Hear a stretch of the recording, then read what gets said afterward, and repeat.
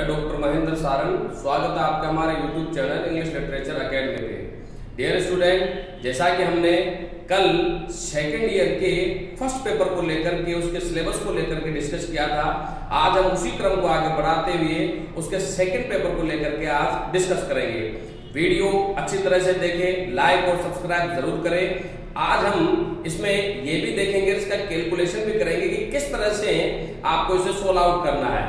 तो अब हम डायरेक्ट वीडियो शुरू करते हैं। तो देखिए, सेकंड सिलेबस में यानी कि सेकंड पेपर में बीए सेकंड ईयर के में मैं बात करना चाहूंगा पहले प्रोज की, जिसमें हमारे कुछ निबंध है। एक तो राधा कृष्णन के द्वारा गया द गांधीयन आउटलुक है, आर के नारायण का बहुत ही अच्छा निबंध है अ बुकिश टॉपिक, और जेबी प्रिस्टले का मेकिंग राइटिंग सिंपल, और वर्जीनिया वुल्फ का how should one read a book. Dear student, अगर मैं बात निबंधों की करता हूं तो बहुत अच्छे निबंध है, आपको आसानी से लर्न हो सकता है। और गांधीयन आउटलुक में गांधी के विचारों के बारे में बताया गया है। आर के नारायण ने बुकिश टॉपिक में कहा है कि अपनी बुक को किसी को देना नहीं चाहिए, क्योंकि लोग बुक पायरेट होते हैं। तो यहाँ पर आर के नारायण बुक पायरेट से बचने की हमें सलाह देता है। बुक पायरेट वो लोग होते हैं जो किताब ले लेते हैं, देने के बाद कई सारे बहाने करते हैं।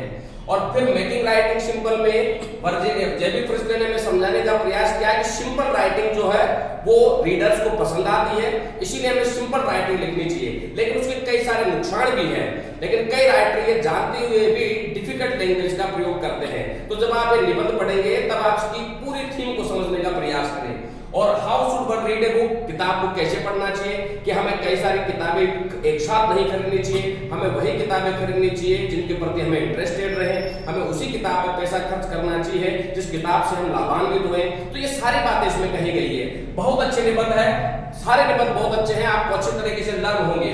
मैं बात करना चाहूं 2021 के पेपर पैटर्न के अनुसार, तो आपके इनमें से एक लॉन्ग प्रश्न आएगा, शॉर्ट क्वेश्चन आएगा, और एक्सप्लेनेशंस भी आपके आएंगे। कम से कम 30 नंबर का जो मैटर है वो आपके इनमें से इन्वॉल्व होगा। और मैं कहना चाहूंगा मेकिंग राइटिंग सिंपल और how should one read a book, यानी कि वर्जीनिया वुल्फ और जेबी प्रिस्टले के दोनों निबंध 2021 के पेपर के लिए बहुत महत्वपूर्ण है। अब हम चलते हैं इसी के सेकंड पार्ट में, जिसमें कहानियां हैं। लियो टॉल्स्टॉय की 3 क्वेश्चंस है, जिसमें राजा के द्वारा पूछे गए 3 प्रश्न है कि who is the best person, which is the better time and what is the good work. इन तीनों को लेकर के ये प्रश्न किया जाता है। तो एक मोरलिस्टिक कहानी है जिसमें हमें मोरलिटी के बारे में समझाया गया है लियो टॉल्स्टॉय के द्वारा इन तीनों क्वेश्चंस के माध्यम से। और पर्लस बक्की है द रेफ्यूजी है, जिसमें कई सारे ग्रामीण लोग जो चाइनीज लोग हैं वो बाढ़ पीड़ित होने के बाद शहर में आते हैं। शहर के लोगों से वो आशा रखते हैं कि शहर के लोग उन्हें काम दें, उनकी मदद करें, लेकिन शहर के लोग उनके प्रति बिल्कुल उदासीन रहते हैं। तो इसमें एक वृद्ध व्यक्ति है जो अपने पोते के साथ भी आता है। वह कुछ चांदी के सिक्के मिल जाने पर वह वापस खेती करने की इच्छा जताता है। तो इस तरह से इसका सार है।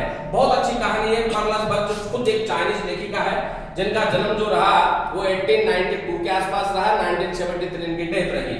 आर के नारायण का बहुत ही अच्छी कहानी है अंडर द बनाना ट्री, जिसमें नाभी एक मुख्य कैरेक्टर में है, जो हमारे प्राचीन काल के समय के बारे में बताती है कि नाभी किस तरह की कहानियां सुनाया करता है। उसकी कहानी सुनाने की स्टाइल बहुत यूनिक होती है कि वो कहानी कई दिनों में खत्म करता है, कई पार्ट्स में खत्म करता है। उसकी जो स्टाइल है, उसकी थीम को बखान करने की, उसका प्लॉट बताने की, उसके कैरेक्टरों को बताने की, और लोगों को किस तरह से वो जोड़ करके रखता है। बहुत अच्छी कहानी है। और अंत में नाभी किस तरह से कहानी के कैरेक्टरों को भूल जाता है, तो उसके कैरेक्टर को डिफाइन किया गया है इस स्टोरी में। अच्छी कहानी है, तुम्हें अच्छी तरह से लर्न होगी। और एलिस वॉकर के एम आई ब्लू की जो एक घोड़े की कहानी है, जो उसके दुख और पीड़ा को बयां करने वाली कहानी है। यो कह लो कि ये एम आई ब्लू जो है वो एलिस वॉकर के जीवन चरित्र को भी बताती है कि जिस तरह से वो जीवन में अकेले रहती है, वो घोड़ा भी अकेला रहता है, लेकिन घोड़ी का साथ पाकर के वह खुश हो जाता है। लेकिन जब वो घोड़ी चली जाती है फार्म हाउस में, तो फिर दुखी हो जाता है। तो एकांत के जीवन को इसमें टारगेट किया गया है। बहुत अच्छी कहानी है। आपके निबंध और स्टोरी में से आपको कोई एक प्रश्न करना है। अगर मैं स्टोरी की बात करूंगा तो स्टोरी में से आप द रेफ्यूजी को, अंडर द बनाना ट्री को और एम आई ब्लू को, इन तीनों को अच्छी तरह से लर्न करें, क्योंकि छोटे प्रश्न और लॉन्ग प्रश्न इनमें से बनेगा। और जेबी प्रिस्टले वर्जीनिया वुल्फ का याद करें आप निबंध, बहुत अच्छे निबंध है, बहुत अच्छी कहानी आपको याद होगी। और चमन निहाल की आजादी का उपन्यास जो है बहुत ही अच्छा है। और विलियम गोल्डिंग की लॉर्ड ऑफ द फ्लाइज, जो 12 लड़कों की कहानी है कि किस तरह से वो सर्वाइव करते हैं एक टापू पे, किस तरह से एक दूसरे को मारने को दौड़ते हैं और किस तरह से वो एक दूसरे पर लोकतांत्रिक तरीके से शासन करते हैं, तानाशाही तरीके से शासन करते हैं। तो यहाँ पर कई सारे कैरेक्टर हैं इसमें, जिसमें पैगी है, जॉन है, कई सारे कैरेक्टर्स हैं। आप इन्हें अच्छे तरीके से लर्न करें और मैं अगर मेरा सजेशन मैं दूं आपको तो आप आजादी को अच्छे तरीके से इसमें लर्न कर सकते हो। जो लाला की कहानी है कि किस तरह से वो है लाहौर में रहता है, किस तरह से उसका वहां व्यापार रहता है और किस तरह से पार्टीशन के समय में उसका व्यापार तबाह हो जाता है और उसकी बेटी के साथ एक हादसा होता है, अपने परिवार को बचा के दिल्ली लाता है, दिल्ली में किन समस्याओं का उसे सामना करना पड़ता है, वो सारी चीजें यहाँ बताई गई है। असल में लव ट्रायंगल एंगल भी है जो उसके दोस्त और उसके लड़के की बीच में रहता है, यानी कि उसके दोस्त की लड़की जो एक मुस्लिम लड़की है और उसके बेटे के बीच में जो प्यार संबंध रहता है उसको भी बताया गया है। तो चमन निहाल ने इसको बहुत अच्छे तरीके से डिफाइन किया है। आप इसे पढ़ेंगे तो अच्छे तरीके से लर्न कर सकेंगे और आजादी में से जरूर प्रश्न आएगा।